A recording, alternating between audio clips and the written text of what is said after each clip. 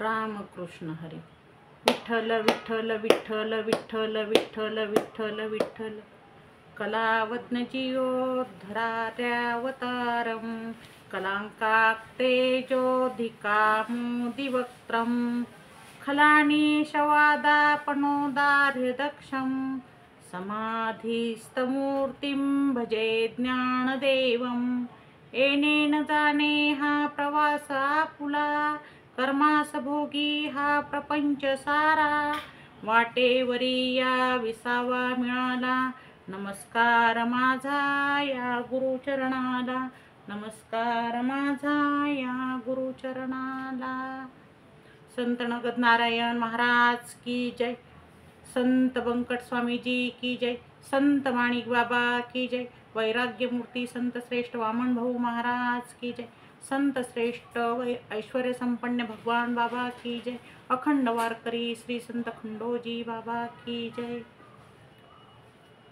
आज आपण ऐश्वर्य संपन्न भगवान बाबा यांच्या जीवनचरित्रावर आधारित 5व्या भागामध्ये विवेचन करणार आहोत. यापूर्वी आपण ऐश्वर्य संपन्न संत भगवान बाबा यांच्या जीवनचरित्रावर आधारित 4 भागांमध्ये विवेचन केलेले आहे. पहिल्या भागामध्ये ऐश्वर्य संपन्न संत भगवान बाबा यांचे बालपण ते धाकटी पंढरी श्री क्षेत्र नारायणगड येथे आगमन हे विवेचन पाहिले आहे.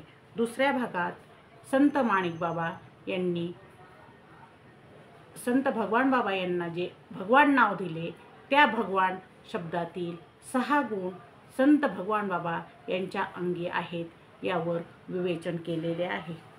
तिसऱ्या भागांमध्ये आपण संत भगवान बाबा यांनी आपल्या जोडीदारांना सेवेकऱ्यांना परभणीचे दर्शन ब्रह्मतीर्थाचे दर्शन घडवले आणि आणखी काही आठवणी यावर माहिती घेतलेली आहे. जीवनचरित्रातील 4थ्या भागामध्ये आपण गीते बाबा यांची समाधी असलेले खर्डा गावी सप्ताह आणि तेथे बंकट स्वामीजी आचार्य विनोबा भावे हे सप्ताहासाठी आले, खूप समाज जमला यावर विवेचन केलेले आहे. आता जीवनचरित्रातील 5व्या भागावर आपण आज विवेचन करणार आहोत. पहा, आपण 4थ्या भागामध्ये पाहिले की गीते बाबा यांची समाधी असलेले खर्डा गाव आणि त्या गावात सप्ताहाचे आयोजन केलेले आहे.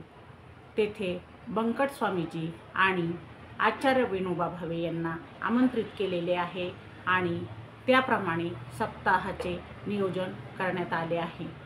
खर्डा परिसरातील 7 वाडी वस्तीवरील लोकांनी 7 दिवसाची जबाबदारी घेतलेली आहे, परंतु 8व्या म्हणजेच सांगतेची महापंगत कोण घेणार यावर चर्चा होऊन खर्डा गावातील सर्व व्यापारी आणि मोठे शेतकरी यांनी ती जबाबदारी घ्यावी असे ठरलेले आहे.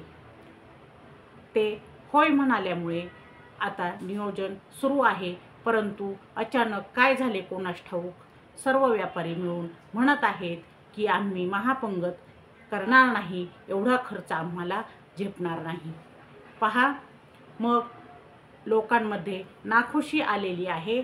त्यावेळी नागोबाची वाडी येथे राहणारा एक शेतकरी हा सर्वांना सांगत आहे की तुम्ही कशाचीही चिंता करू नका, मी एकटा महापंगत करणार आहे. मी माझे सर्व शेत विकेन, घरदारसुद्धा विकेन, परंतु मी महापंगत करीन, मी एकटा सर्व जबाबदारी घेईल.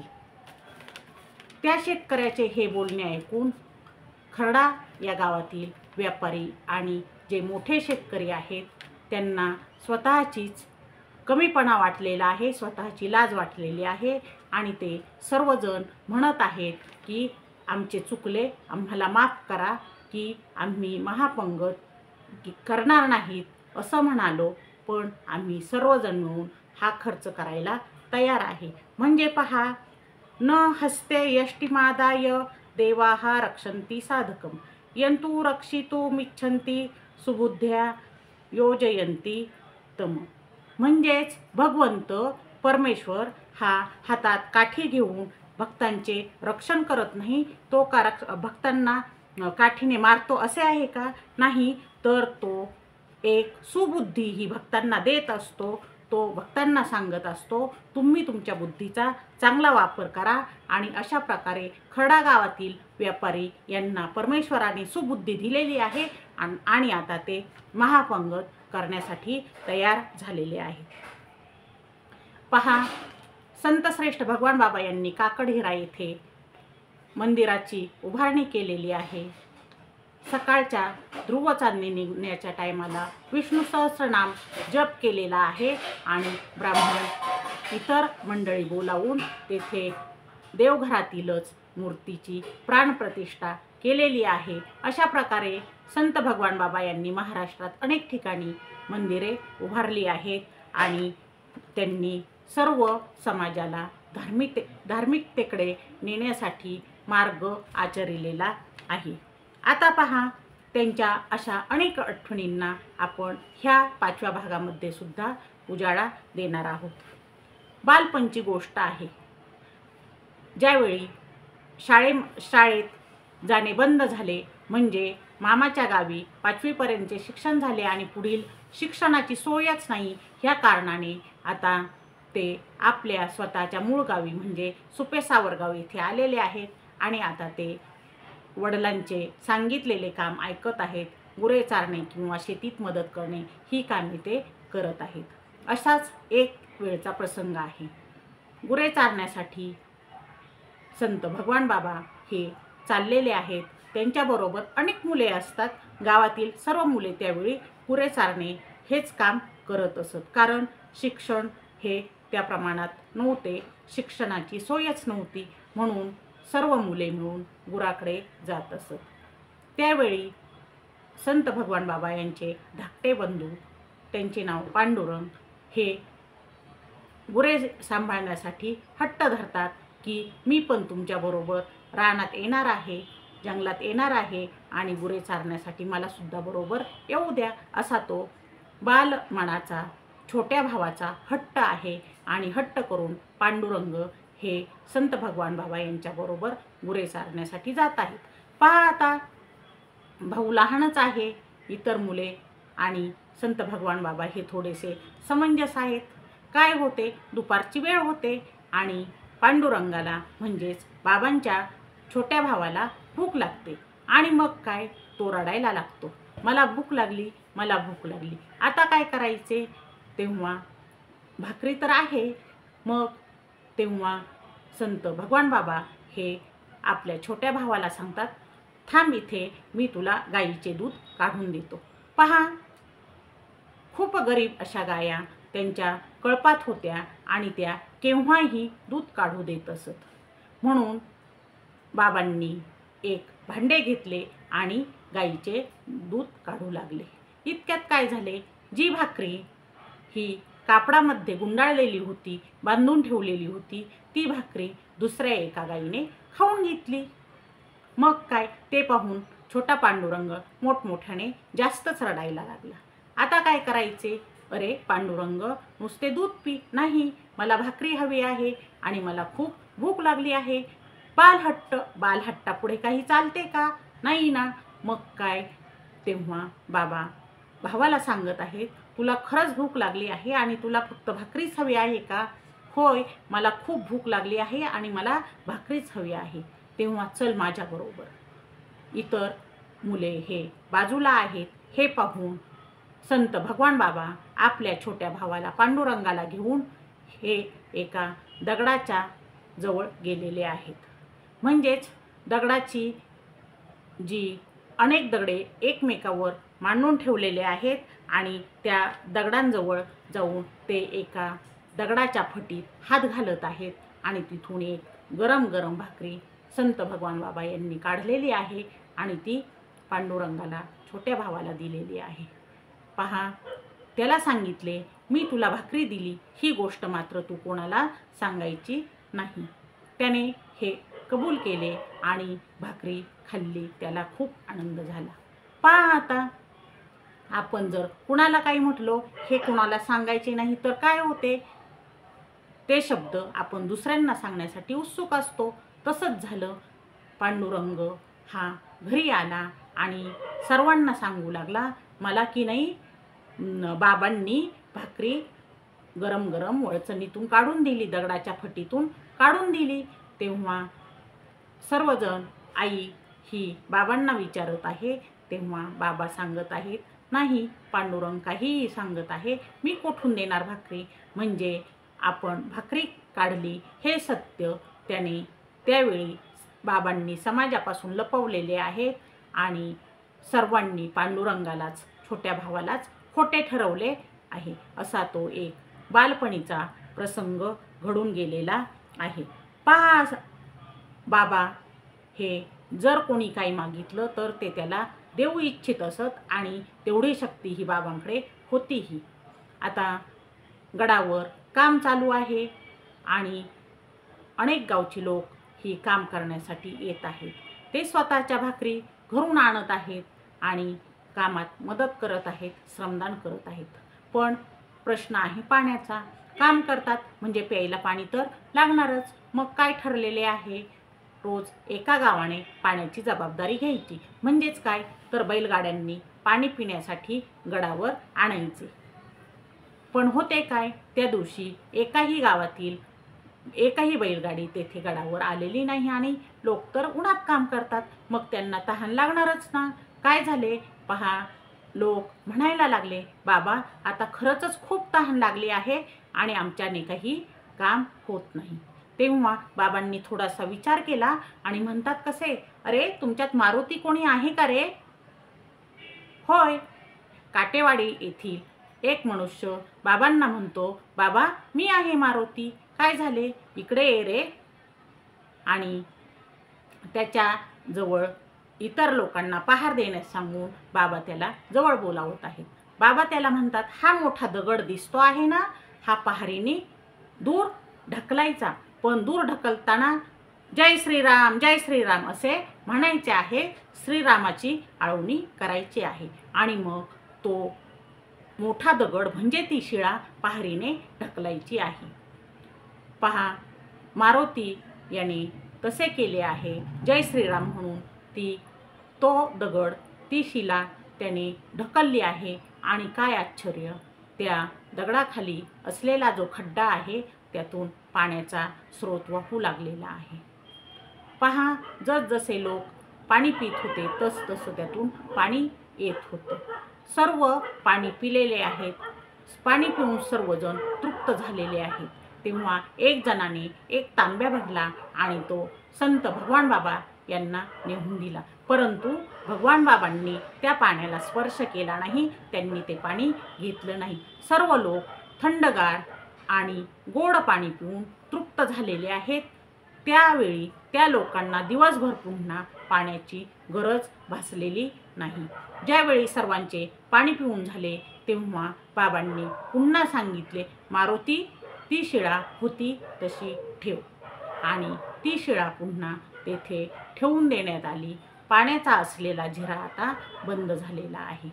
पहा, सर्वांना कुतूहल वाटलं आणि दुसऱ्या दिवशी काही लोकांनी तेथे शिळा हलवण्याचा प्रयत्न केला, तो दगड हलवण्याचा प्रयत्न केला, पण तिथे पुन्हा पाणी कुणालाही दिसले नाही.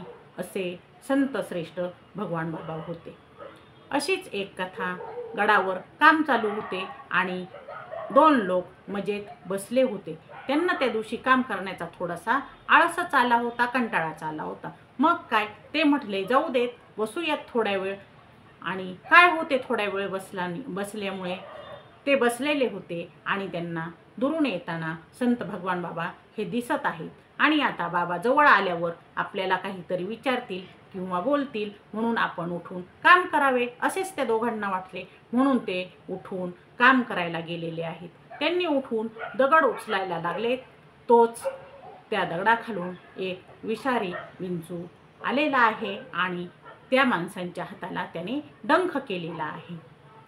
मोठ्याने ओरडणारे ते माणसं बाबांना म्हणत आहे, बाबा बाबा आम्हाला विंचू चावला. तेव्हा बाबा यांनी जवळ वनस्पतीचा झाडपाला घेऊन हातावर चोळून त्या ठिकाणी लावला आहे आणि त्यांची ती आग शमवली आहे, आग बंद केली आहे. आणि संतश्रेष्ठ भगवान बाबा त्या इसमांना म्हणतात काय, अरे हे चुकारपणाचे फळ आहे. तुम्ही कामात आळस करत होतात, चुकारपणा करत होतात आणि म्हणून त्या विंचवाने तुम्हाला डंख मारलेला आहे. म्हणजे पहा, बाबांना सर्व ज्ञात होते, त्यांना काय आहे ते सर्व कळतच होते. अशीच एक गोष्ट भगवानगड येथे नागलवाडी हे गाव आहे आणि तिथे लमाणतांडा आहे. लमाणतांड्यावरील एक स्त्री ही बाबांची खूप भक्त होती. जातीने लमाण असणारी स्त्री ही वारीला बरोबर जात असे. असेच एक वेळा ते वारीला गेले होते आणि वारीला गेल्यानंतर एका गावामध्ये थांबलेले होते. त्या गावात अशी पद्धत होती की वारीला पंगत केली जात नसे, तर सर्व घरांमध्ये 2, 3, 1, 2 अशी माणसे वाटून जेवणासाठी नेली जात असत.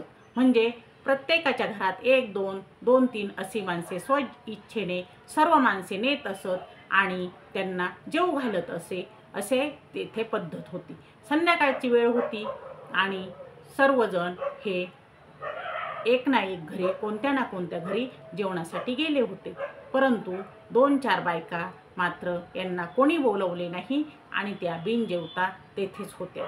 यावेळी तेथे एक जण आलेला आहे आणि म्हणतो की जेवायचे कोणी राहिलेले आहे का, तेव्हा आमच्या घरी जेवायला चला. संतश्रेष्ठ भगवान बाबा हे वारीत असल्यावर ते स्वतः जातीने सर्वांची जेवणाची व्यवस्था पाहत असत. तेव्हा बाबा म्हणत आहेत, जेवणाचे कोणी राहिले आहे का रे? तेव्हा त्या 4-5 स्त्रिया ह्या जेवणाच्या राहिलेल्या आहेत हे बाबांना कळते आणि म्हणून बाबा त्या महिलांना म्हणतात की माऊल्यांनो, जा तुम्ही ह्या इस्माबरोबर आणि जेवण करून मागे या. त्या इस्माबरोबर त्या स्त्रिया चाललेल्या आहेत. पहा, त्या पारंपरिक वेशभूषेत आहेत आणि त्यांची वेशभूषा पाहून आलेला इसम तो सुद्धा त्यांच्याकडे कुतूहलाने पाहत आहे. लमाण वेशभूषेतील त्या स्त्रिया पाहून त्याला कुतूहल वाटत आहे. तो ज्यावेळी स्वतःच्या घरी त्या महिलांना नेत आहे त्यावेळी त्या इसमाची पत्नी दार उघडत आहे आणि बरोबर आलेल्या त्या स्त्रिया पाहून ती मोठ्याने ओरडून पतीला म्हणत आहे, हे काय भूत घेऊन आलात जेवणासाठी, यांना कशाला आणले? तेव्हा त्या महिलांना खूप अपमान वाटलेला आहे आणि त्या परत न जेवता लगेचच दारातून मागे आलेल्या आहेत. त्या ताबडतोब मागे आल्या हे संतश्रेष्ठ भगवान बाबा यांच्या लक्षात आलेले आहे आणि त्या जेवल्या की नाही ही चौकशी करण्याकरता संतश्रेष्ठ भगवान बाबा महिलांना म्हणत आहे, तुम्ही लवकर कशा आलात, तुम्ही जेवण केलं की नाही? तेव्हा ती स्त्री मोठमोठ्याने रडायला लागली आहे आणि मग रडण्याचे कारण संतश्रेष्ठ भगवान बाबा हे विचारत आहेत. तेव्हा ती सांगत आहे की आम्हाला त्या इसमाची पत्नी ही भूत आहेत का असं म्हणाली आणि म्हणून आम्ही घरात न जाता तेथूनच मागे फिरलेलो आहोत. हे सर्व संत भगवान बाबा यांनी ऐकलं आणि ते म्हणाले, चला माझ्याबरोबर. पहा, त्या महिलांना घेऊन बाबा स्वतः त्या घरापर्यंत गेलेले आहेत आणि त्यांनी दार ठोठावलं आहे. दार उघडल्यानंतर त्या स्त्रीला संतश्रेष्ठ भगवान बाबा म्हणत आहे, अरे बाई, ह्या महिला पंढरीच्या वारकरी आहेत. बघ, यांच्या गळ्यामध्ये पवित्र तुळशीच्या माळा आहेत आणि ह्या वारी करून आलेले आहेत आणि तू यांना भूत म्हणते. अरे, भूताचे पाय उलटे असतात ना, मग बघ यांचे पाय तुला उलटे दिसतात का? आपल्या गोड शब्दांनी त्या स्त्रीला संतश्रेष्ठ भगवान बाबा समजून सांगत आहे आणि ती स्त्री ही खजील झालेली आहे. तिचा पती हा सुद्धा खजील झालेला आहे आणि ते दोघे पती पत्नी त्या महिलांना म्हणत आहेत, या तुम्हाला जेवण वाढतो. परंतु संतश्रेष्ठ भगवान बाबा हे त्या पती पत्नीला सांगतात की आता घरात नको, तर तुम्ही जे जेवण बनवलेले आहे ते जेवण घेऊन आता आम्ही जिथे थांबलो तिथेच चला, म्हणजे तिथे ह्या महिला जेवण करतील. मग ते पती पत्नी आपल्याबरोबर जेवण घेऊन संतश्रेष्ठ भगवान बाबा जिथे मुक्कामी थांबले आहेत तिथे आलेले आहेत आणि प्रेमाने त्या स्त्रीने, पती पत्नीने त्या महिलांना जेवू घातलेले आहेत. असे मधुर वाणीने संतश्रेष्ठ भगवान बाबा गोड बोलून हे सगळ्यांना जणू समजावण्याचं कामच करत आहेत आणि समाजाचं प्रबोधन करत आहेत. पहा, असेच एक दिवस बाबा हे सोनोशी या गावात गेलेले आहेत. सोनोशी या गावामध्ये ब्रह्मनाथाचे मंदिर आहे आणि ब्रह्मनाथाच्या मंदिराशेजारीच एक विहीर आहे. ब्रह्मनाथाचे दर्शन घेतल्यानंतर बाकीचे जे अनुयायी, सेवेकरी आणि सहकारी आहेत हे तिथेच बसलेले आहेत आणि संतश्रेष्ठ भगवान बाबा हे म्हणतात, मी आलोच हं. जवळ असलेल्या विहिरीकडे संतश्रेष्ठ भगवान बाबा गेलेले आहेत आणि ते विहिरीत उतरत आहेत. त्यांनी विहिरीत उतरून आपला पंचा हा विहिरीतील पाण्यावर अंथरलेला आहे आणि ते निवांतपणे ज्ञानेश्वरी वाचत बसलेले आहेत. भगवान बाबांनी वाचली ज्ञानेश्वरी, बैसोनी त्यांनी पाण्यावरी. भगवान बाबांची कीर्ती होती होणारी.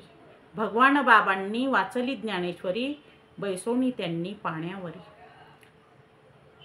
गीते बाबा घेऊन सोबतीला, आमचे आबा निघाले दिंडईला.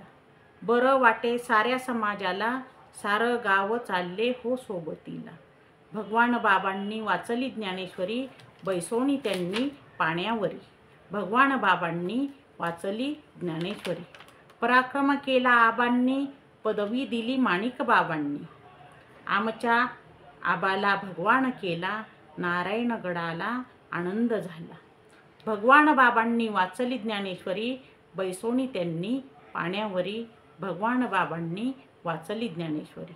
भगवान बाबांची स्वारीदारी, लोक दारात दर्शन करी. भगवान बाबांची कृपा न्यारी, दिव्यत्वाची प्रचिती सारी.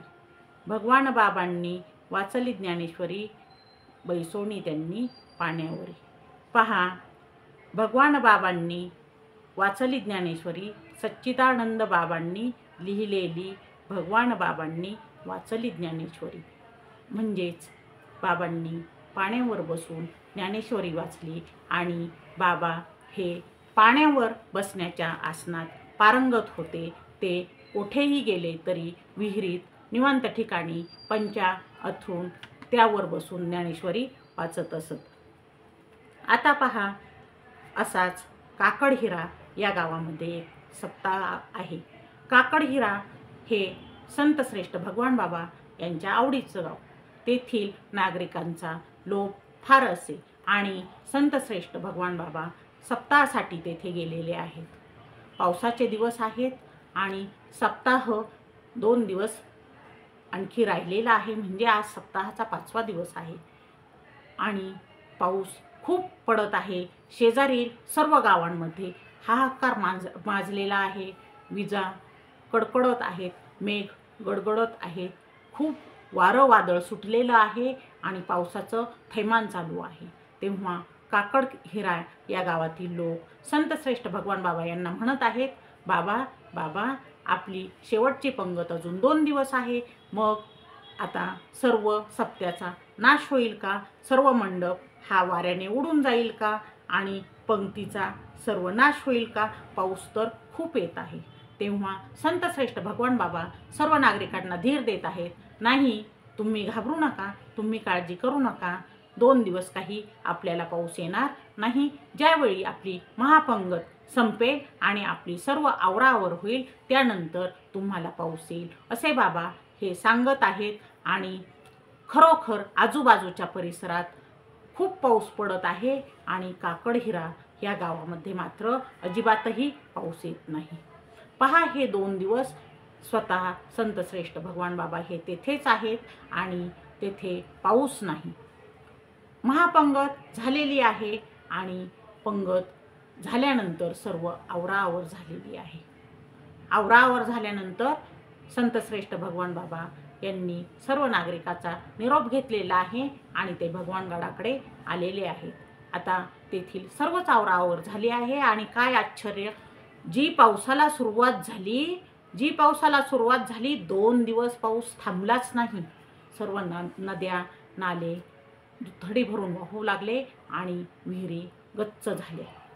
4 ते 5 दिवस पुन्हा त्यांना शेतीत जाता आले नाही आणि शेतीची कामं तर करता आलेच नाही. असं संतश्रेष्ठ भगवान बाबा यांना दूरदृष्टी होती आणि सर्व कळत होतं, सर्व दिसतच होतं.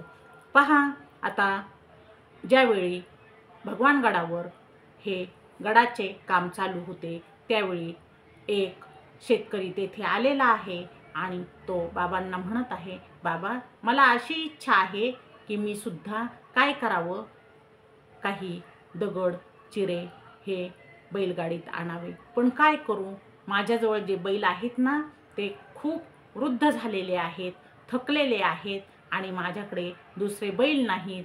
मग ते बैल हे दगड ह्या शिळा कसे ओढू शकतील असा मला प्रश्न आहे. पण मला तर खूप वाटतं की काहीतरी सेवा करावी आणि दगड वाहून आणावेत. तेव्हा ते त्या शेतकऱ्याला सांगत आहेत, तुझी इच्छा आहे ना, मग तुझे बैल जुंप त्या गाडीला आणि इकडे. पहा, गाडीला बैल जुंपल्यानंतर शेतकरी ती गाडी आणत आहे. संतश्रेष्ठ भगवान बाबा त्या वृद्ध थकलेल्या बैलांवरून हा प्रेमाने आपला हात फिरवत आहेत आणि त्यांना सांगत आहेत, काही नाही, तुम्ही ओढणार गाडी आणि ओढा गाडी आणि जा बरोबर. पहा, ते वृद्ध थकलेले बैल जे आहेत ते बैल हे सर्व गाड्यांच्या पुढे आहेत आणि ते त्या दिवशी दिवसभर शिळा वाहण्याचं काम, दगड वाहण्याचं काम करत आहे. कारण त्यांच्या मालकाचीच तशी इच्छा होती ना की आपल्याला सुद्धा काहीतरी सेवा करायची आहे. मग त्या वृद्ध बैलांनी सुद्धा बाबांच्या आशीर्वादामुळे शेतकऱ्याची ती इच्छा पूर्ण केलेली आहे. असे संतश्रेष्ठ भगवान बाबा यांचे कितीतरी अनुभव आहेत आणि ते अनुभव हे सांगण्यासारखे आहेत. आता पहा, वडुले वाघुले येथे एक विद्यालय आहे आणि त्यांना त्या विद्यालयात भाऊ बाबा म्हणजे भगवान बाबा आणि वामन भाऊ महाराज यांचे तैलचित्र काढायचे होते. तेव्हा ते एका चित्रकाराला काम देण्यात आले होते. पहा, तो चित्रकार खूप व्यसनी होता, मद्यपान करे, धूम्रपान करे आणि नंतर त्याने ते चित्र काढण्यासाठी बसत असे. पहा, 1 दिवस झाला, 2 दिवस झाले आणि पूर्ण आठवडा गेला, परंतु त्या चित्रकाराला भाऊ किंवा बाबा यांच्या चित्राची रेघही ओढता आली नाही आणि आकारही काढता आला नाही. तेव्हा तो एका इसमाला म्हणत आहे की मी तर खूप छान चित्रकार आहे आणि मला ह्या भाऊबाबांचे चित्र काढायचे आहे, परंतु मला याची रेषसुद्धा ओढता येईना, असे का झाले असेल. तेव्हा तो अनुभवी इसम चित्रकाराला सांगत आहे, तू चित्र काढ, परंतु तू सकाळी स्नान कर आणि आधी भाऊ बाबा यांचे दर्शन घे आणि तू व्यसन न करता चित्र काढायला लाग, म्हणजे तुला ते बरोबर काढता येईल आणि तुला ते छान जमेल. काय आश्चर्य, त्या चित्रकाराने तसेच केले. दुसऱ्या दिवशी सकाळी उठल्यानंतर स्नान करून आधी भाऊ बाबा यांच्या प्रतिमेचे दर्शन घेतलेले आहे, नमस्कार केलेला आहे आणि आपले चित्र काढण्याचे सामान घेऊन तो बसलेला आहे, चित्र काढत आहे आणि खूप छान चित्र जमायला लागलेलं आहे.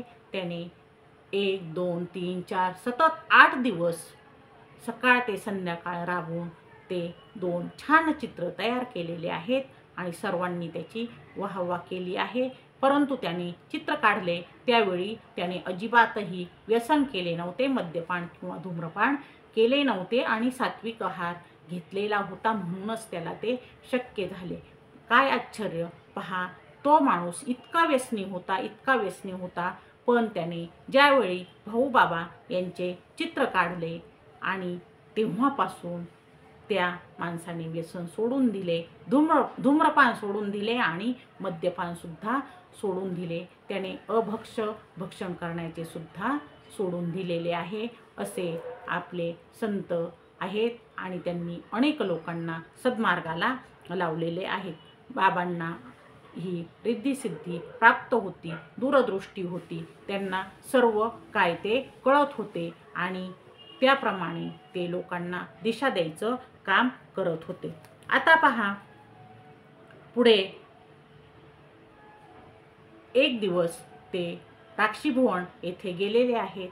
गोदावरी नदीच्या एका काठावर हे संत भगवान बाबा आहेत आणि दुसऱ्या काठावर भीमसिंह महाराज आहेत. पहा, नदीचा विस्तार मोठा आहे आणि पैलतीराकडे जाण्याचे साधन नाही. तेव्हा संत भगवान बाबा यांचा लवाजमा मोठा आहे. टांगे, सेवेकरी आणि भालदार, चोपदार, घोडे असा बराच मोठा लवाजमा पलीकडच्या काठावर दिसत आहे. मग भीमसिंह महाराज यांचाही लवाजमा होताच. त्यांचेही बरोबर सेवेकरी होते आणि काही माणसे होते, सहकारी होते आणि 4-2 टांगे सुद्धा होते. तेव्हा भीमसिंह महाराज विचारत आहेत, पलीकडे कोणाचे टांगे दिसत आहेत आणि कोणाचा लवाजमा दिसत आहे. तोच प्रश्न संत भगवान बाबा हे सुद्धा विचारत आहेत की पलीकडे टांगे आणि माणसं दिसत आहेत, मग ते कोण असतील बरे. तेव्हा संत भगवान बाबा यांच्या माणसांमध्ये एक माणूस असा होता की तो पट्टीचा पोहणारा होता. त्याला संत भगवान बाबा यांनी आज्ञा केली की जा रे, पोहून जा आणि पाहून ये बरे पलीकडे ते कोण आलेले आहे. तेव्हा पट्टीचा पोहणारा हा गोदावरी नदी पार करून पलीकडच्या काठावर गेलेला आहे आणि त्याने विचारपूस केली आहे की तुम्ही कोण आहात. त्यावेळी त्या पोहणाऱ्या माणसाला फक्त कळले की ते भीमसिंह महाराज आहेत. ते कोण कुठले याची काहीही चौकशी नाही किंवा त्यांच्याबद्दल काही माहिती सुद्धा त्या पोहणाऱ्या माणसाला नाही. परंतु त्याच माणसाला भीमसिंह महाराजांनी विचारले आहे, तू येथे आम्हाला विचारणा करण्यासाठी आला, तेव्हा पलीकडे कोण आलेले आहे. तेव्हा त्या पोहणाऱ्या माणसाने सांगितले, तिकडे संत भगवान बाबा आलेले आहेत आणि त्यांनीच मला सांगितले आहे पलीकडे कोण आले आहे ते बघून ये म्हणून. पहा, संत भगवान बाबांचे नाव भीमसिंह महाराजांनी ऐकले आणि ते आता बाबांना भेटण्यासाठी निघाले आहेत. पट्टीचा पोहणारा पुन्हा पोहून संत भगवान बाबा यांच्याकडे गेलेला आहे आणि सांगितलेलं आहे ते कोणीतरी भीमसिंह महाराज तिकडे आलेले आहेत. पहा, भीमसिंह महाराज हे नाव संत भगवान बाबांनी ऐकले आणि त्यांच्यात एकदम प्रेरणा निर्माण झाली. ते म्हणतात, भीमसिंह महाराज आलेत, मग चला आता त्यांना भेटायला तर आपण गेलंच पाहिजे.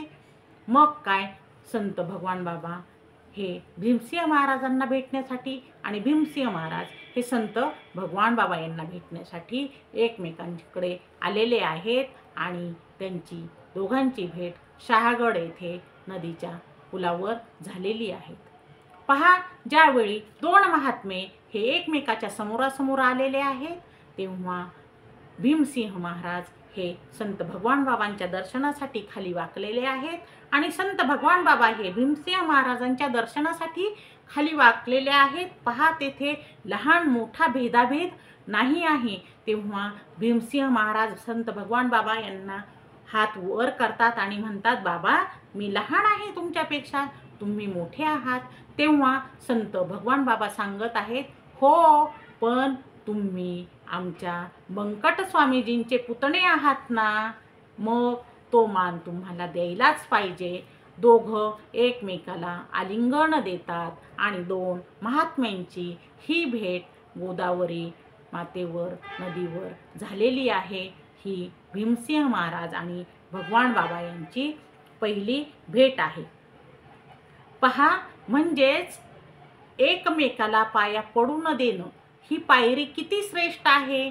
जरी भीमसिंह महाराज वयाने लहान आहेत, संत भगवान बाबा यांच्यापेक्षा वयाने ते खूप लहान आहेत, तरी सुद्धा त्यांना पाया पडू दिले नाही म्हणजे हा आदर आहे का? तर ते फक्त बंकट स्वामीजी यांचे पुतणे आहेत, म्हणजे बंकट स्वामीजी यांच्या भावाचा ते मुलगा आहेत. हा किती मोठा आदरभाव आहे, ही प्रेमाची पायरी किती उच्च आहे. असाच एक प्रसंग आहे.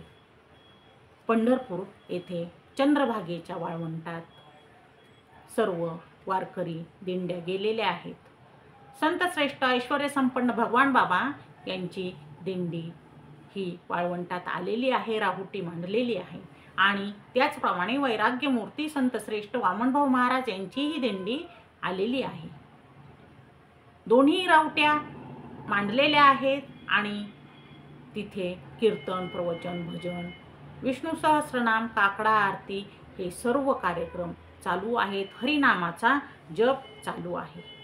त्याचवेळी तेथे हरिभक्तपरायण भीमसिंह महाराज, हरिभक्तपरायण गोरक्षनाथ महाराज आणि हरिभक्तपरायण पुंडलिक महाराज यांची गाठभेट झालेली आहे. पहा, 3 संतांची तेथे गाठ झालेली आहे आणि त्यांची अध्यात्मावर चर्चा चालू झाली आहे. तिघे जण एकत्र बसलेले आहेत आणि अध्यात्माचे ते वर्णन करत आहेत. नामस्मरणाचं महत्त्व ते एकमेकाला समजावून सांगत आहेत आणि विचारांची देवाणघेवाण चालू आहे. त्यावेळी हरिभक्तिपरायण भीमसिंह महाराज हे आत्मविश्वासाने बोलत आहेत. राहुटीजवळ वैराग्यमूर्ती संतश्रेष्ठ वामनभाऊ महाराज आले आहेत आणि 3 जणांचे ते विचार विनिमय बोलणे ते ऐकत आहेत.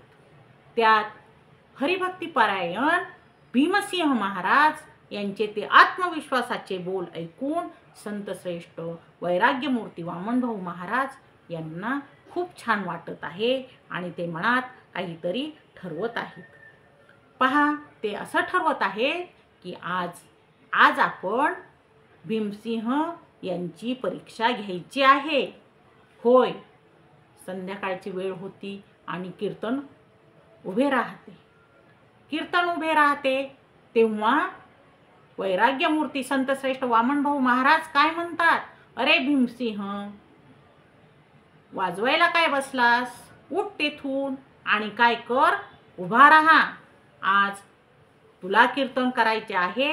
पहा, अधिकारवाणी आहे संतश्रेष्ठ वैराग्यमूर्ती वामनभाऊ महाराज यांची आणि अधिकारवाणीने ते भीमसिंह महाराजांना सांगत आहेत, आज कीर्तन करायचे आहे. पहा, क्षणाचाही विलंब न करता आज्ञा शिरसावंद्य मानून हरिभक्तिपरायण भीमसिंह महाराज कीर्तनासाठी उभे राहिलेले आहेत. आपल्या मधुर वाणीने ते कीर्तन करत आहेत.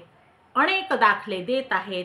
रामायण, महाभारत यातील दाखले देऊन ते आता कीर्तनात रंग भरत आहेत.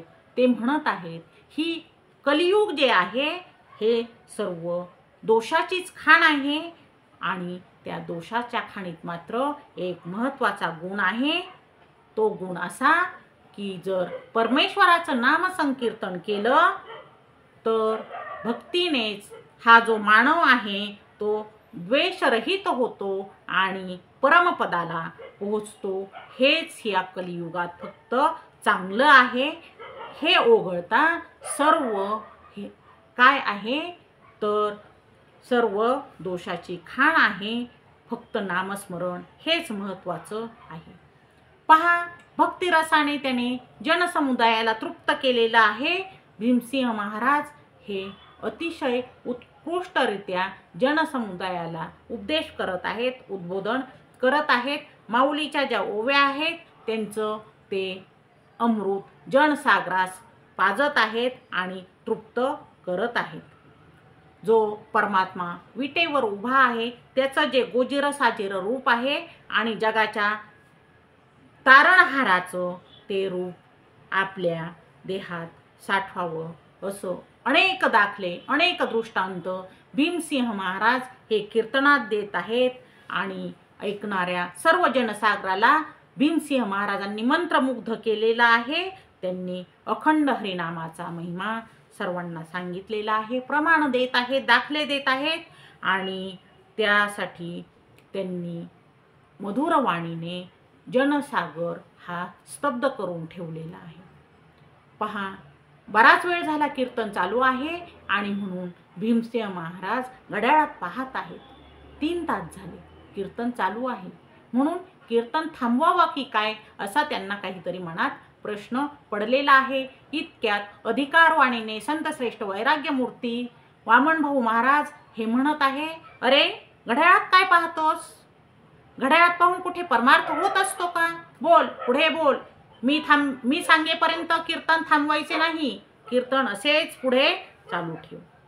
होय, आदेशच असतो तो आणि आदेश शिरसावंद मानून कीर्तन तसेच पुढे चालू राहते. कीर्तन चालू आहे. पोथ्या पुराण यातली उदाहरणं दिली जात आहेत. रामायण, महाभारत, श्रीकृष्ण चरित्र यातील उदाहरणं चालू आहेत आणि भक्ती रसात सर्वजण तल्लीन झाले आहेत. पहा, जे कीर्तनात टाळकरी आणि वादक आहेत ते आदलून बदलून हे बाहेर जाऊन विश्रांती घेऊन येत आहेत, परंतु कीर्तन करणारे भीमसिंह महाराज हे अखंडपणे बोलत आहेत, अखंडपणे उद्बोधन करत आहेत. पहा, इतक्यात काय होते, संतश्रेष्ठ ऐश्वर्य संपन्न भगवान बाबा हे राहुटीवर त्यांच्या आहेत आणि त्यांना असं वाटत आहे की अजून संतश्रेष्ठ वैराग्यमूर्ती वामनभाऊ महाराज यांच्या राहुटीकडे कीर्तन चालू आहे, म्हणून आपण तरी तिकडं जावं. अजून कीर्तन का थांबलं नाही? उशिरा उभं राहिलं की काय अशी चौकशी करून यावी असं वाटून संतश्रेष्ठ भगवान बाबा हे तिकडे आलेले आहेत. तर भीमसिंह महाराज रसाळवाणीने हे कीर्तन करत आहेत. कीर्तन चालू आहे. पहा, 6.5 तास झालेले आहे आणि कीर्तन चालूच आहे. अखंडपणे न थांबता भीमसिंह महाराज हे बोलत आहेत. तेव्हा पहा, जे रागीट आणि तापट स्वभावाचे हे वैराग्यमूर्ती संतश्रेष्ठ वामनभाऊ महाराज आहेत, हे म्हणतात, अरे भीमसिंहा, थांब रे तू. अरे तुझ्या घशाला कोरड पडली नाही का रे? अरे थांब, मी तुझी परीक्षा घेत होतो आणि तू पास झालास. तू माझ्या कसोटीला उतरलेला आहेस. पहा, पूर्ण 6.5 तास कीर्तन हे भीमसिंह महाराजांनी केलेलं आहे आणि कीर्तन संपल्यानंतर भीमसिंह महाराज यांनी संतश्रेष्ठ वामनभाऊ महाराज यांचं चरण स्पर्शलं आहे, त्यांना वंदन केलेलं आहे. मग पहा, ही सगळी गोष्ट ही संतश्रेष्ठ वैराग्यमूर्ती ही ऐश्वर्य संपन्न भगवान बाबांना सांगत आहेत, भाऊ बाबांना हे सांगत आहेत की भीमसिंह महाराजांना मी कीर्तन करायला लावलं आणि त्यांची परीक्षा घेतली. त्यांनी 6.5 तास कीर्तन केलेलं आहे आणि जेव्हा मी थांब म्हणालो तेव्हाच कीर्तन थांबलेलं आहे, हे त्यांनी बाबांना सांगितलेलं आहे. आणि भाऊ हे बाबांना सांगत आहेत, हा एक हिरा आहे भीमसिंह, हा एक हिरा आहे आणि हा हिरा आज आपल्याला सापडलेला आहे. आज हा हिरा आपल्याला सापडलेला आहे. पहा, अशी माणसांची पारख होती.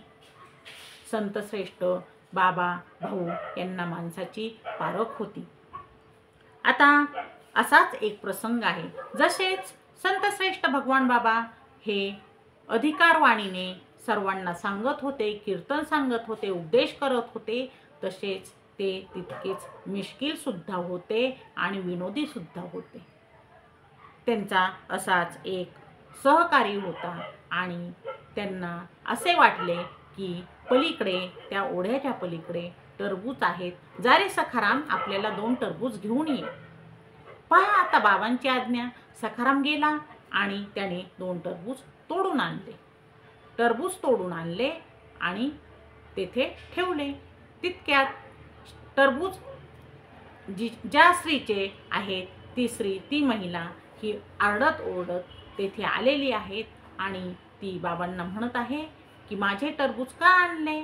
तेव्हा तो सखाराम म्हणतो, मला बाबांनी सांगितलं म्हणून मी टरबूज आणले.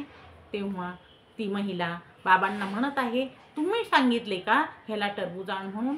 बाबा त्या महिलेला म्हणत आहेत, नाही बाबा, मी तर त्याला काही म्हटलो नाही, त्याने चोरून आणले असतील, मी त्याला टरबूज आण असे काही म्हणालोच नाही. पहा, ती महिला मोठमोठ्याने आक्रोश करत आहे, आरडत आहे, ओरडत आहे आणि शिव्या शाप देत आहे. संत श्रेष्ठ भगवान बाबा हे गालातल्या गालात हसत आहे आणि सखारामची मात्र पंचाईत झाली आहे. काय करावे ते त्याला कळेच ना. तेव्हा ती महिला बाबांना म्हणत आहे, याने चोरी केली, मग मी आता काय करू? बाबा त्या महिलेला सांगतात, हवी ती शिक्षा दे, जा तुझे काम करून घे याच्याकडून काहीतरी. तेव्हा ती महिला ही शांत बसत आहे. सखाराम त्या महिलेला म्हणत आहे, चल बाई, तुझे काही काम असेल तर मी ते करून देतो, पण तू काही आता आरडाओरडा करू नको. पहा, जणू पेंद्या आणि श्रीकृष्ण अशी ही जोडी आहे. अगदी बाबांनी जशी श्रीकृष्णाची भूमिका निभावली तशीच सखारामची जणू पेंद्याची भूमिका आहे असंच वाटत आहे. आणि हसत खेळत सर्व चालू आहे. पण काही समाजकंटक हे आहेतच. जरी संत श्रेष्ठ भगवान बाबा हे आता भगवानगडावर आहेत, तरी समाजकंटक हे सगळीकडेच असतात. समाजात दुर्जन माणसांना काही कमी नाही असंच म्हणावं लागेल. पहा, 1953 सालची ही गोष्ट आहे आणि काही समाजकंटक हे बाबांना मारण्याचा काही प्लॅन करत आहेत. ते काय म्हणत आहेत की गडाच्या जवळ असणारे शेकटे गाव आणि वडाची वाडी हे गाव हे निर्मनुष्य गाव आहे. तेथे जवळजवळ जंगलच आहे आणि तेथून बाबा जाणार आहेत हे त्यांना कळलेलं आहे. तेव्हा आता काय करायचं? या रस्त्याने जाताना बाबांचं काहीतरी वाईट करायचं, बाबांचा खून करायचा असे ते समाजकंटक ठरवत आहे. आणि ही बातमी टाकळीच्या एका इसमाला कळत आहे. पहा, काहीतरी सुगावा लागतच असतो. टाकळीच्या माणसाला ही बातमी कळालेली आहे आणि बाबा त्या गावाहून जाताना बाबांचा खून करायचा हे ठरवत असताना तो माणूस आता चैन पडत नाही. वाहनाची सोय नसते आणि दुसऱ्या कोणाला कसं सांगायचं? हा प्लॅन केलेला आहे आणि तो मला सांगण्यासाठी आता गडावर जायचा आहे. म्हणून तो माणूस काय करतो तर धावत पळत आता तेथून निघालेला आहे, टाकळीतून निघालेला आहे. तो त्याला भगवानगडावर जायचं आहे. तो घामाघूम झालेला आहे, पळत आहे आणि सकाळी लवकरच तो भगवानगड येथे आलेला आहे. त्यावेळी बाबा हे एका दगडावर शांत बसलेले त्या माणसाने पाहिलेले आहे. बाबांना पाहून त्या माणसाला समाधान वाटलं आहे आणि बाबांकडे पाहून तो आता मोठमोठ्याने रडू लागला आहे. त्याला काहीच कळेना, काय बोलावे तेच कळेना. अतिशय दमलेला आहे. टाकळी ते भगवानगड हे अंतर जवळजवळ तो पळतच आलेला आहे. मग बाबा त्याला बसण्यासाठी सांगत आहेत आणि म्हणत आहेत, काय झाले? रडू नकोस, थांब. पण त्या माणसाला काही सांगताच येईना. आता कसे सांगावे, काय सांगावे? तेव्हा संत श्रेष्ठ ऐश्वर्य संपन्न भगवान बाबा त्या माणसाला सांगतात, अरे तू सांगत नसलास तर मी तुला सांगतो. जा आणि त्या माणसांना जाऊन सांग की भगवान बाबांची छाती उघडी आहे, या आणि वार करा. कशाला मनुष्य जागा हवी तुम्हाला? इथे येऊन वार करा. मग हे बाबांना कळलंय. बाबांना हे जणू ज्ञातच आहे, दूरदृष्टीने रिद्धिसिद्धीने त्यांना समजलेलं आहे. हे त्या टाकळीच्या माणसाच्या लक्षात येत आहे आणि तो अचंबित झालेला आहे, आश्चर्यचकित झालेला आहे की बाबांना हे सगळं कसं कळत आहे आणि बाबांना हे कसं ज्ञात होत आहे. असे संत श्रेष्ठ ऐश्वर्य संपन्न भगवान बाबा हे जणू सर्व ज्ञात आहे त्यांना. पुढे काय होणार आहे आणि कसे होणार आहे आणि मग हे सर्वजण काय करत आहेत तर बाबांना रिद्धिसिद्धी प्रसन्न आहे असंच म्हणत आहेत. बाबांना दूरदृष्टीने रिद्धिसिद्धीने सर्व कळत आहे हे सर्वांच्या लक्षात येत आहे आणि मग सर्वजण शांत होत आहेत. दमून आलेला माणूस मग तेथेच थांबलेला आहे. संध्याकाळी पुन्हा तो टाकळी येथे गेलेला आहे. पहा, असं धकाधकीचं जीवन चालू आहे.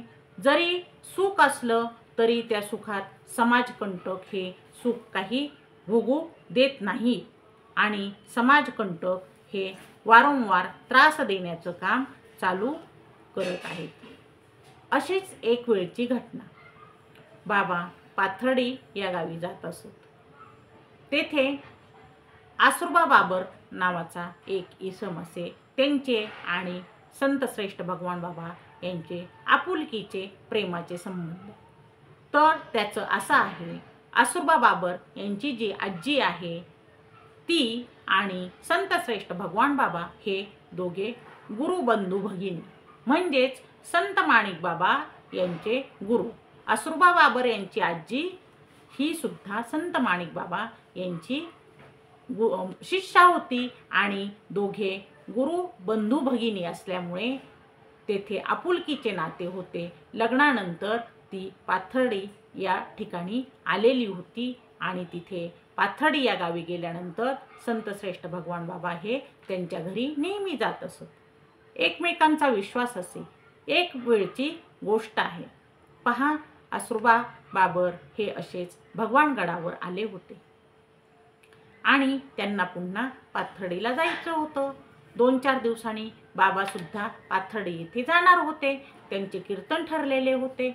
मग जी दक्षिणा आलेली होती ती दक्षिणा नाण्यांच्या स्वरूपात असत, म्हणजे रुपये हे ठोकळे असत आणि मग ती दक्षिणा ही त्या आसुरबाजवळ द्यावी असं बाबांना वाटलं. म्हणून ते बाकीच्या सेवेकऱ्यांना अनुयायांना सांगत आहेत, त्या दक्षिणेच्या ज्या पिशव्या आहेत ना त्या आसुरबाजवळ द्या आणि काय करा, त्या आसुरबाला सांगा की याच्या नोटा करून आण. त्यावेळी 100ची नोट ही सर्वात मोठी असे. ठीक आहे. मग सेवेकऱ्यांनी अनुयायांनी काय केलं, दक्षिणा जी आहे त्या पिशव्या खाली ओतल्या. कशासाठी, तर ती दक्षिणा किती आहे ती मोजायला नको का. सगळीकडून गराडा बसला. तेव्हा संत श्रेष्ठ ऐश्वर्य संपन्न भगवान बाबा त्या अनुयायांना सांगत आहेत, अरे काय करता रे तुम्ही, हे दक्षिणा मोजत बसलात. अरे आसुरबा काय खाईल का तुमची ती दक्षिणा, तो कशाला घेईल रे. आणि नाईलाजाने ती दक्षिणा परत त्या अनुयायांनी पिशव्यांमध्ये भरलेली आहे. त्या पिशव्या आसुरबाच्या हवाली केलेल्या आहेत. दक्षिणेच्या पिशव्या घेऊन आसुरबा पाथर्डी येथे आलेला आहे आणि ती दक्षिणा देऊन मोजून देऊन त्या बदल्यात 100च्या नोटा घेतलेल्या आहेत. तेव्हा पहा, दक्षिणा भरलेली आहे 694 रुपये आणि 4 आणे. मग आसुरबाने काय केले, तर उरलेले 5 रुपये आणि 12 आणे हे आपल्या खिशातून त्या दक्षिणेत टाकले आणि 700 रुपये करून त्या 100च्या 7 नोटा त्या मारवाड्याकडून घेतलेल्या आहेत. 4 दिवसांनी जेव्हा संतश्रेष्ठ ऐश्वर्य संपन्न भगवान बाबा हे तेथे आले तेव्हा जेवणं झाली. त्यांचे आपुलकीचे संबंध, प्रेमाचे संबंध, भाजी भाकरी आणि चटणी लोणचं असं साधं जेवण हे बाबांना प्रिय असे. त्याप्रमाणे जेवण केलं आणि जेवण झाल्यानंतर ज्यावेळी बाबा आणि आसुरबा हे बसलेले आहेत त्यावेळी त्याने घरात ठेवलेल्या त्या 7 नोटा 100 रुपयाच्या म्हणजेच 700 रुपये आणलेले आहेत आणि त्या नोटा बाबांकडे देत आहे. बाबा हे दक्षिणेचे पैसे. बाबा काही एकटे नव्हते हो, बाबांबरोबर नेहमी भालदार, चोपदार आणि त्यांचे साथीदार असत, अनुयायी असत.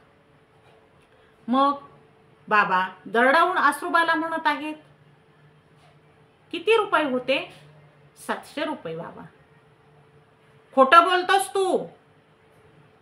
पहा, अनुयायी यांच्या चेहऱ्यावर प्रश्नचिन्ह उभं राहिलं. बाबा तर म्हटले होते की तो का तुमची दक्षिणा खाईल का, आणि आता तर बाबा दरडावून बोलत आहेत. काय झालंय असेल, कुणालाही काही कळेना. तेव्हा खोटं बोलतोस, खरं खरं सांग किती पैसे होते. तेव्हा खाली मान घालून आसुरबा सांगत आहे, बाबा 694 रुपये आणि 4 आणे होते. मग तू 700 कसे म्हणतोस? नाही बाबा, मग वरचे 5 रुपये आणि 12 आणे मी टाकले. हो, मला हेच काढून घ्यायचे होते. अरे, जेवढी दक्षिणा आहे तेवढ्याच्याच तुला मी नोटा करायच्या सांगितल्या होत्या ना, की तुझ्या खिशाला भुर्दंड द्यायला सांगितला होता.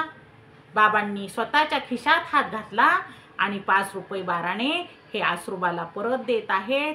म्हणजे त्याच्यावर किती विश्वास आहे हे अनुयायांना कळालेलं आहे. तेव्हा आसरूबा बाबांना म्हणत आहेत, बाबा राहू द्या हो दक्षिणा म्हणून. नाही नाही, तसे नाही.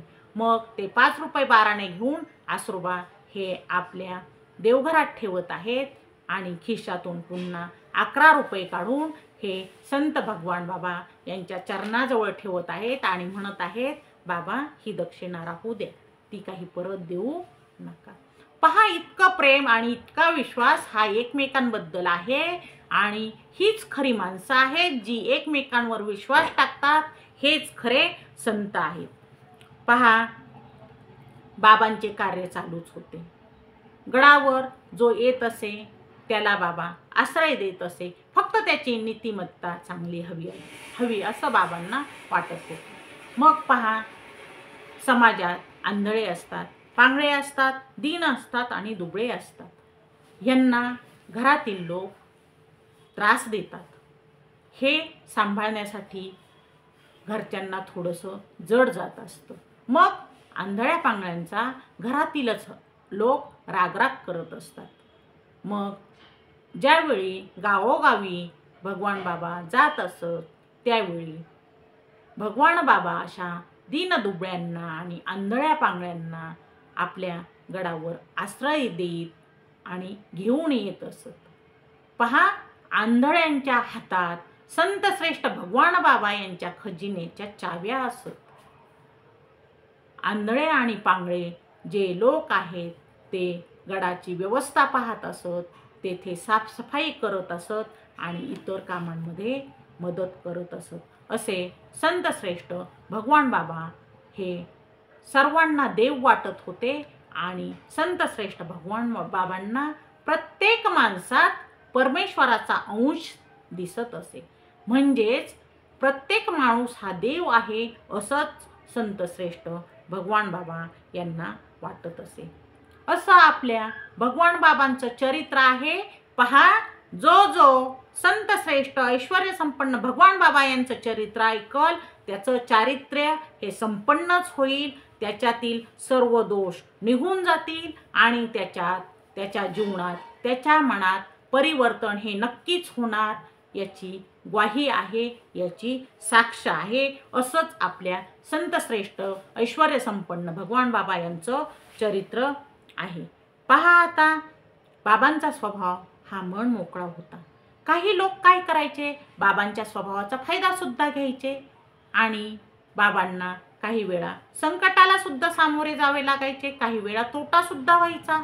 पण पहा, जे लोक बाबांना त्रास देत होते आणि जे बाबांच्या मन मोकळ्या स्वभावाचा फायदा घेत होते त्या सर्वांचा वाटोळं होत असं. जे गैरफायदा घेत होते त्यांचं संसारात आणि त्यांच्या नशिबाचं हे वाटोळंच होत होतं. याची साक्ष सुद्धा आहे. हे सुद्धा सर्वांनी पाहिलेलं आहे. जे बाबांना त्रास देत होते त्यांचं पूर्ण वाईट होत होतं. त्यांचं नशीब हे वाईटच ठरत होतं. असंच पहा, बाबा एक वेळ पिंपरखेड या गावी गेलेले आहेत. घनसावंगी या तालुक्यात पिंपरखेड हे गाव आहे. सप्ताह चालू आहे, जनसमुदाय जमलेला आहे आणि तेथे संतश्रेष्ठ भगवान बाबा हे बसलेले आहेत. विसाव्याचं ठिकाण आहे आणि तिथे बेडशीट टाकलेले आहेत. त्या बेडशीटवर आसनावर संतश्रेष्ठ भगवान बाबा हे बसलेले आहेत. पण पहा, जिथे बुद्धीच काम देत नाही तिथे कोण काय करणार असाच एक प्रसंग आहे. त्या गावामध्ये एक वेडी तरुणी आहे आणि ती वेडी तरुणी ही प्रेमवेडी आहे. तिच्या बुद्धीवर परिणाम झालेला आहे आणि असा परिणाम झालेला आहे ती तरुणी अंगावर वस्त्रच ठेवत नाहीये, ती नेहमी विवस्त्र असते आणि तशीच उड्या मारते, तशीच हसत आहे आणि तशीच गावात पळत आहे. घरच्यांनी किती तिला दाबण्याचा कोंडण्याचा प्रयत्न केला तरी ती बिना वस्त्राची तशीच गावात उड्या मारत हसत असते. पहा, संत श्रेष्ठ वैराग्य संपन्न ऐश्वर्य संपन्न भगवान बाबा हे 20व्या झाडाखाली बसलेले आहेत आणि तेथे पुढे ती मुलगी, भामा नाव आहे तिचं, ती तरुणी ही हसत मोठ्याने खिदळत तेथे आले आहे. बाकीच्या महिलांना, बाकीच्या माता भगिनींना वाईट वाटत आहे आणि त्या आपल्या पदराने तिला आडोसा करत आहेत आणि तिला थांबण्याची सूचना देत आहे, पण ती काही थांबत नाही. शेवटी 7-8 बायका आपल्या पदराने तिला थोडंसं झाकण्याचा प्रयत्न करत आहेत आणि त्यातील एक महिला न राहून बाबांना म्हणत आहे, बाबा पहा ना, ही भामी अशीच करते, अंगावर कधीच काही ठेवत नाही आणि नुसतीच हसत पळत आहे. तिने घरातल्यांचे सुद्धा जीवन नकोसे केले आहे आणि घराबरोबरच गावाची सुद्धा इज्जत जात आहे. ही अशीच पळत आहे, काय करावे आम्हाला कोणालाच काही कळत नाही.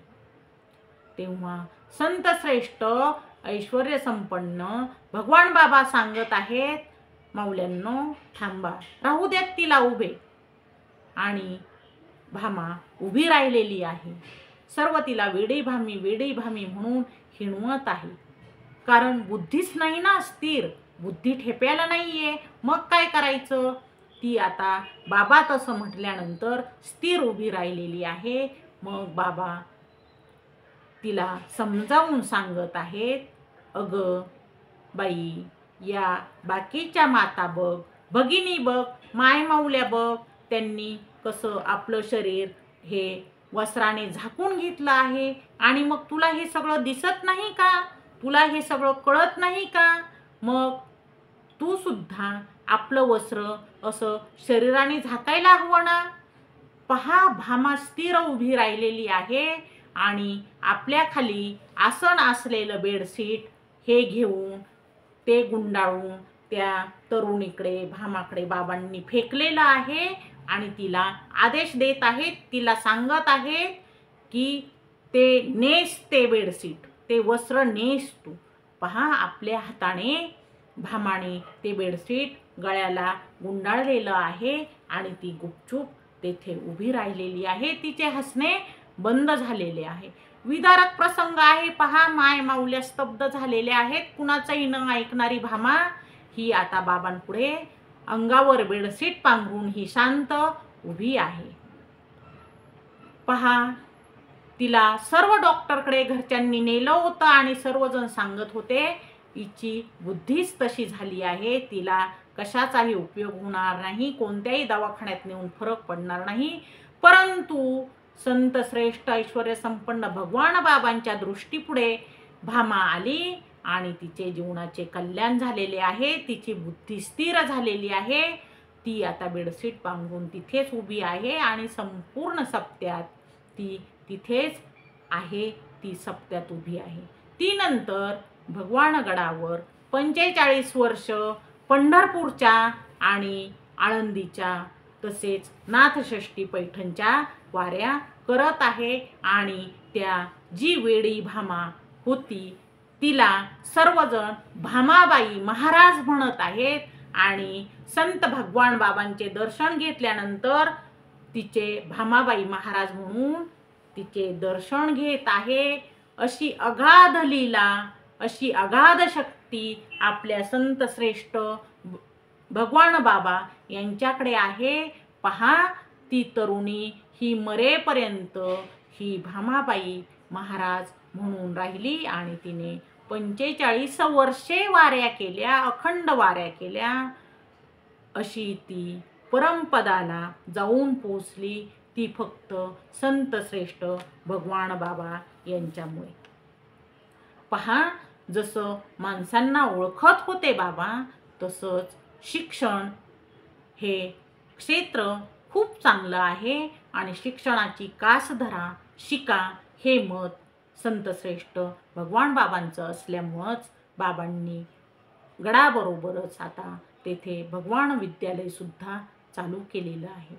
पहा, विद्यालय चालू केलं, परंतु गोरगरीब जनता आहे आणि ती कामासाठी आता मुलांना शाळेत काही पाठवत नाही. शाळेचा खर्च काही आम्हाला परवडत नाही असं कारण देऊन शाळेत मुलं येत नाहीत. ते पाहून भगवान बाबा हे तेथे आता बोर्डिंगची सुविधा करत आहेत. ते आलेल्या दक्षिणेतून मुलांना वह्या आणि पुस्तकाचा खर्च भागवत आहेत.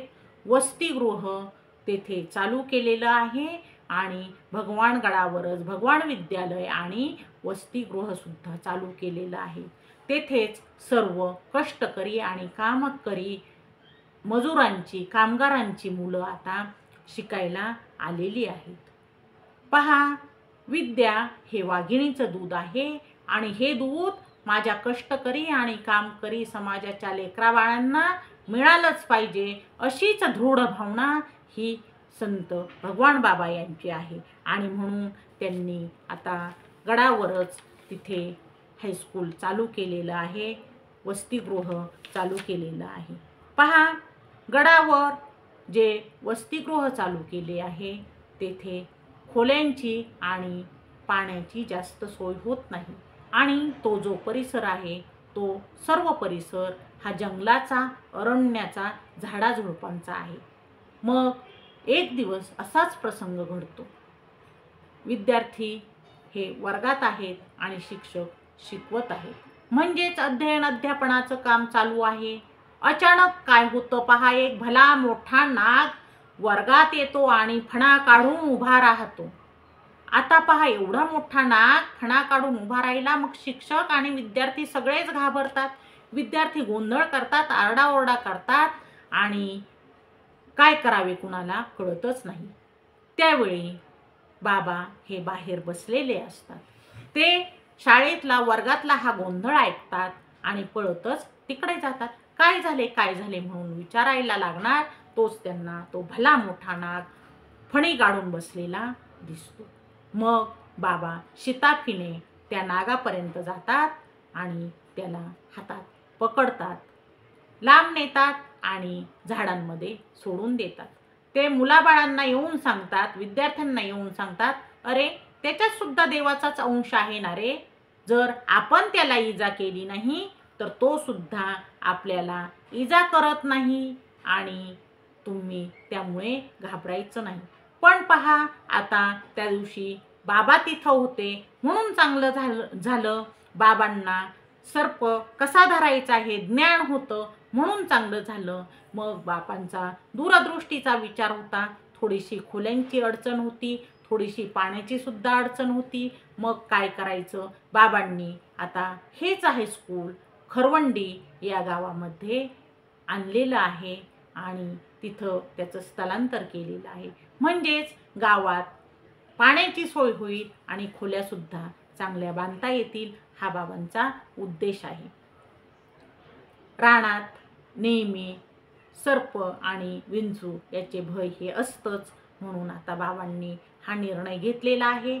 खरवंडी या गावामध्ये भगवान विद्यालय हे वसतिगृहासहित सुरू झालेलं आहे आणि बाबा अधूनमधून त्या वसतिगृहाला आणि शाळेला, विद्यालयाला स्वतः भेट देत आहेत. बाबा तेथील शिक्षकांना मार्गदर्शन करत आहेत की मुलांना फक्त पुस्तकातलंच ज्ञान शिकवू नका, तर मुलांना संस्कार सुद्धा द्या. आपले मुलं हे संस्कारशील झाले पाहिजेत आणि संस्कार हे त्यांच्या अंगवळणी पडले पाहिजेत. पहा, शिकून तर कोणीही मोठं होईल, परंतु संस्काराने सुद्धा आपली मुलं मोठी झाली पाहिजेत. मग पहा, आता 10वी पर्यंत हायस्कूल चालू आहे. मग पुढे काय, आपले गरीब समाजातील, कष्टकरी, कामकरी समाजातील मुले पुढं कसं शिकणार, हा यक्ष प्रश्न बाबांपुढे उभा राहिलेला आहे. आणि मग बाबा अहमदनगर आणि औरंगाबाद म्हणजेच सध्याचे अहिल्यानगर आणि छत्रपती संभाजीनगर या 2 जिल्ह्याच्या ठिकाणी बाबा वसतिगृह काढून मुलांच्या शिक्षणाची सोय करत आहेत. या कामात डॉक्टर Y.S. खेडकर यांनी मोलाचे सहकार्य हे बाबांना केलेले आहेत. त्यांच्या मदतीने बाबांनी औरंगाबाद आणि अहमदनगर म्हणजे अहिल्यानगर आणि छत्रपती संभाजीनगर येथे वसतिगृह चालू केलेलं आहे. त्यानंतर बाबांनी खांबालिंबा येथे सुद्धा भगवान विद्यालयाची स्थापना केलेली आहे. पहा आता ज्यावेळी छत्रपती संभाजीनगर येथे वसतिगृह चालू होणार होतं त्यावेळी तेथे काही जणांना निमंत्रित केलं होतं. त्यात महाराष्ट्राचे तत्कालीन मुख्यमंत्री वसंतराव नाईक यांना बोलावलेलं होतं. पहा, सुरुवातीला ज्यावेळी गडाचं नामकरण करायचं होतं, उद्घाटन करायचं होतं, त्यावेळेचे मुख्यमंत्री माननीय यशवंतराव चव्हाण हे आले होते आणि आता वसतिगृहाचं छत्रपती संभाजीनगर येथील उद्घाटन करण्यासाठी त्यावेळेचे मुख्यमंत्री हे माननीय वसंतराव नाईक यांना बोलवलेलं होतं. ते तेथे आले होते. पहा आता शहर ठिकाण आहे आणि तेथे व्यासपीठावर सर्व उच्चभ्रू आणि शिक्षित लोक आहेत आणि त्यामध्ये आपले संतश्रेष्ठ हे भगवान बाबा आहेत. ते अध्यक्ष आहेत संस्थेचे आणि सर्व बाकीचे हे उच्च शिक्षित लोक आहेत. समोर जो वर्ग आहे, जो जनसमुदाय आहे, तो सुद्धा शहरी भागातला आहे. मग आता सर्वांना असं वाटलं की बाबा हे खेड्यात तळागाळातल्या समाजात बोलणारे आहेत, त्यांना उपदेश करणारे आहेत, म्हणजेच अडाणी अशिक्षित समाजापुढेच बाबा बोलणार आहेत. मग आता बाबांना येथे बोलता येईल का असं सर्वांनाच वाटलं आहे. पहा, मग ज्यावेळी उद्घाटन होतं त्यावेळी माननीय वसंतराव नाईक हे उभे राहिलेले आहेत आणि ते बोलत आहेत. ते बाबांचं कौतुक करत आहेत आणि ते म्हणत आहेत की बाबांना शिक्षणाचं महत्त्व माहीत आहे, कळलेलं आहे आणि सर्व दलित समाजातील, दीनदुबळ्या समाजातील मुलांची सोय व्हावी, कष्टकरी कामकऱ्यांची सोय व्हावी म्हणून बाबांनी वसतिगृह स्थापन करायचं असं बाबांना वाटलेलं आहे.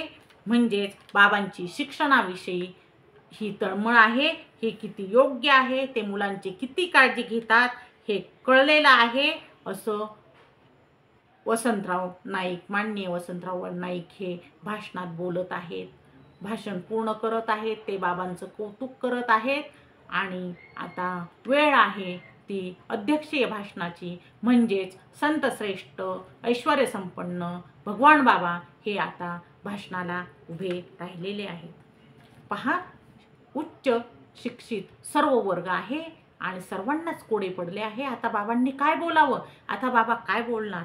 पण पहा, बाबांचा विवेक खूप छान आहे. जसं स्वामी विवेकानंदांनी शिकागो येथे अमेरिकेत सर्व समुदायाला आकर्षित करून घेतलं होतं 2 शब्दांनी, माझ्या बंधू आणि भगिनींनो.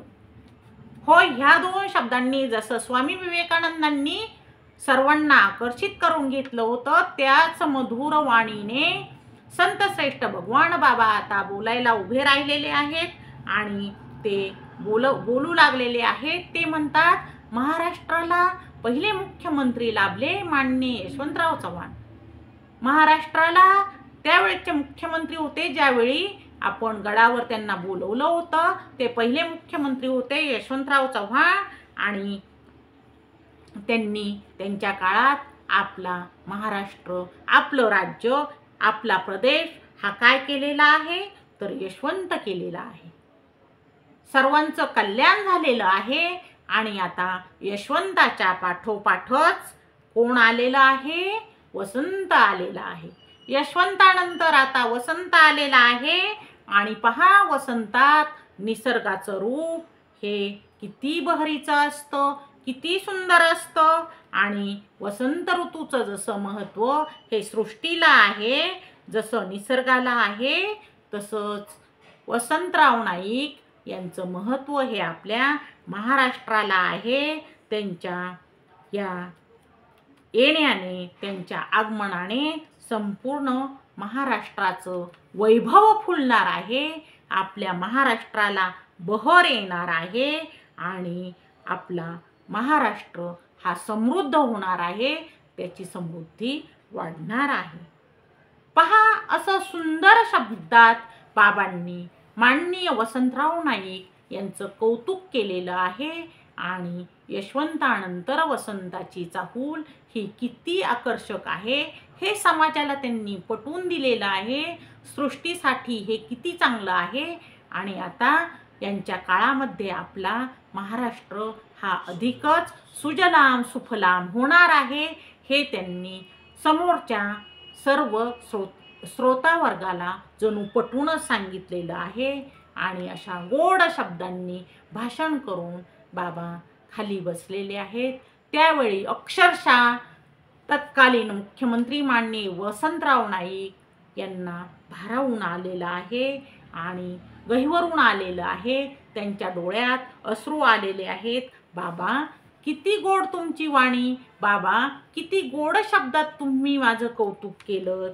होय बाबा, मी सुद्धा तुमच्या शब्दाप्रमाणे मी वागेन आणि आपला महाराष्ट्र मी सुजलाम सुफलाम करेन आणि आपल्या महाराष्ट्राला कशाचीही कमी माझ्या काळात पडणार नाही. पहा, तेव्हा बाबांनी सांगितलं, मुलं वसतिगृहात आहेत, त्यांच्यावर संस्कार करा.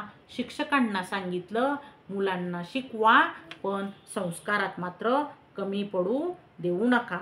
जेवढे कष्ट कराल तेवढे चांगले.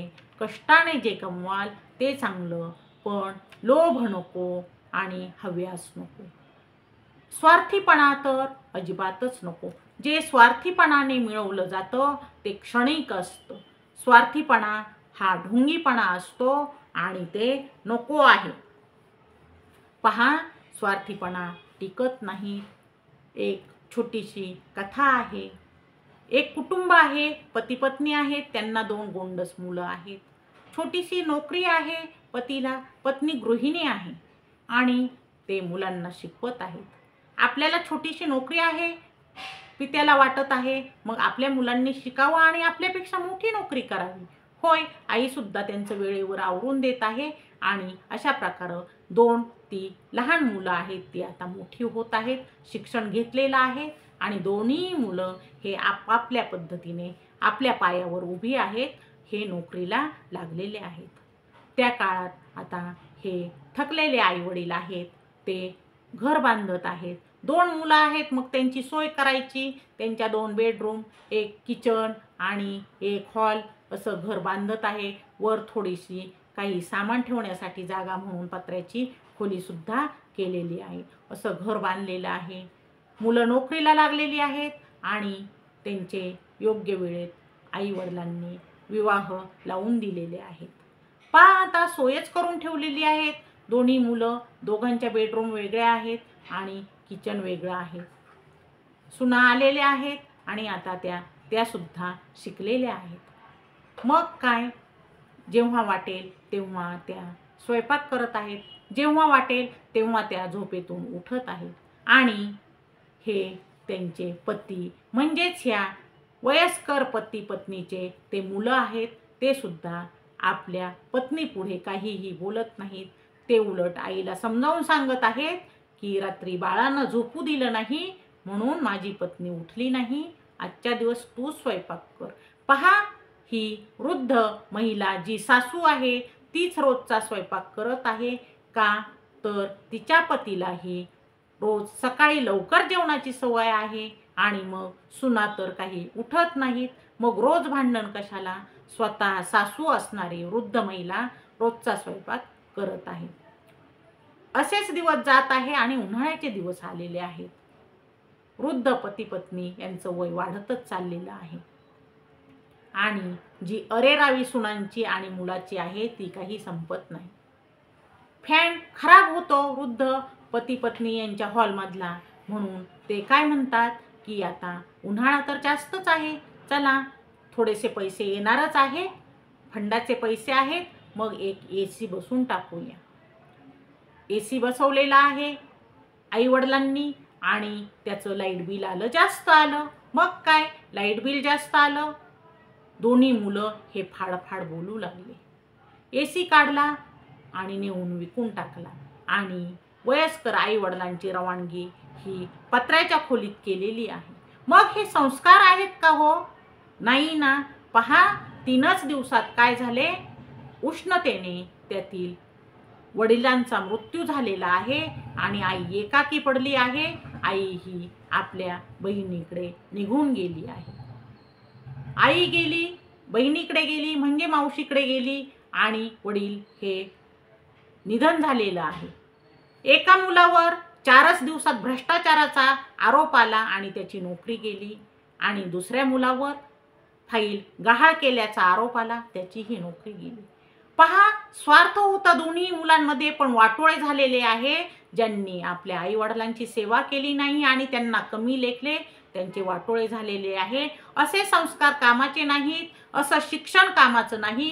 हे शिक्षण नको आहे, तर संस्काराचं शिक्षण हवं आहे, असं तळतळून संतश्रेष्ठ भगवान बाबा हे शिक्षकांना सांगत आहेत. माझ्या विद्यार्थ्यांना शिक्षण द्या, तर ते संस्काराचं द्या. असं असं पहा, दिवस चाललेले आहेत आणि बाबा यांचा नेम ठरलेला आहे. मार्गशीर्ष शुद्ध एकादशी या दिवशी गीता जयंती आहे आणि गीता जयंती या दिवशी ते तो दिवस साजरा करत आहेत. त्या दिवशी ते ग्रंथ भेटी हे इस्मांना देत आहेत. ज्ञानेश्वरी, गाथा आणि हरिपाठ तसेच भागवत असे ग्रंथ भेट देत आहेत. अशा प्रकारे ज्ञानदानाचा झरा आहे, तो अखंड चालू ठेवायचा. हे बाबांचं व्रत आहे आणि ते व्रत त्यांचं चालू आहे. पहा, अनेक क्रांती ही केलेली आहे, अनेक क्रांत्या आत्तापर्यंत शिकलेलो आहोत, परंतु तुळशीच्या माळेने भक्तिभावाने केलेली ही क्रांती आहे. ही क्रांती धाकाची नाही किंवा दडपशाहीची नाही, तर प्रेमाची आहे. हा नैतिकतेचा प्रभाव आहे आणि असा प्रभाव हा संतच देत असतात, त्यांचाच प्रभाव हा दिसत असतो. म्हणजेच अज्ञान, अहिंसा, अंधश्रद्धा ह्या दूर करायच्या आहेत. शिक्षण द्यायचं आहे, सर्वांना स्वातंत्र्य द्यायचं आहे आणि हे सर्व बाबा पोट तिडकीने बोलत आहेत, सांगत आहेत. त्यांच्या कीर्तनानंतर माळ घालण्यासाठी लोकांच्या रांगाच्या रांगा लागत आहेत. पहा, ते म्हणत आहेत, आपल्याला शब्द, रस, गंध, स्पर्श आणि लोभ हे सोडायचं आहे. हे काय आहे, तर हे यमदूताचे फासे आहेत आणि ह्या फाशात गुंतल्यामुळेच आपल्याला मृत्यूच्या दाढेत जावं लागत आहे, असं बाबा वेळोवेळी सर्वांना मार्गदर्शन करत आहेत. आजच्या भागामध्ये आपण इथेच थांबूया आणि पुढील भागात म्हणजेच पुढच्या 6व्या भागात आणखी काही आठवणींना आपण उजाळा देऊया. तोपर्यंत रामकृष्ण हरी. पुंडलिक वरदा हरी विठ्ठल. श्री ज्ञानदेव तुकाराम पंढरीनाथ महाराज की जय. ज्ञानेश्वर माऊली की जय. जगद्गुरु तुकाराम महाराज की जय. संत नगद नारायण महाराज की जय. संत माणिक बाबा की जय. संत व्यंकट स्वामीजी की जय. संत श्रेष्ठ वैराग्य मूर्ती वामन भाऊ बाबा की जय. संत श्रेष्ठ ऐश्वर्य संपन्न भगवान बाबा की जय. अखंड वारकरी श्री संत खंडोजी बाबा की जय. रामकृष्ण हरी. रामकृष्ण हरी. रामकृष्ण.